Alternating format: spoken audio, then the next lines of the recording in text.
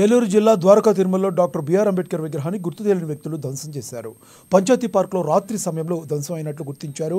ఓవైపు దేశవ్యాప్తంగా 75వ భారత రాజ్యాంగ ఆమోద దినోత్సవ వేడుకలు జరుగుతుంటే మరోవైపు అంబేద్కర్ విగ్రహం ధ్వంసం చేయడం తీవ్ర కలకలం రేపుతుంది.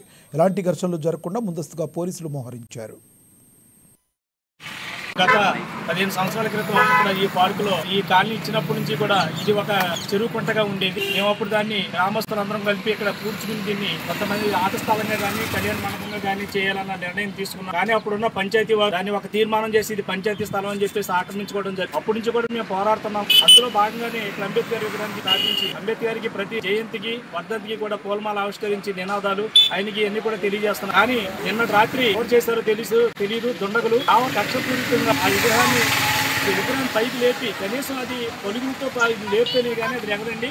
అలా పలుగులతో లేపి ఆ తల తీసేసి తల చిత్తకొట్టి కక్షపూరితంగా కావాలని చెప్పి చేసి అంబేద్కర్ ఈ రోజు రాజ్యాంగాన్ని అమలుపరిచే రోజు ఈ రోజు చాలా మాకు బాధాకరమైన రోజు. ఇది ఒక ఎస్సీ వర్గానికి చెందింది కాదండి, భారతదేశానికి యావత్ భారతదేశానికి కూడా తలదించుకోవాల్సిన పరిస్థితి. ఒక భారతదేశ పరిపాలన ప్రపంచ మేధావి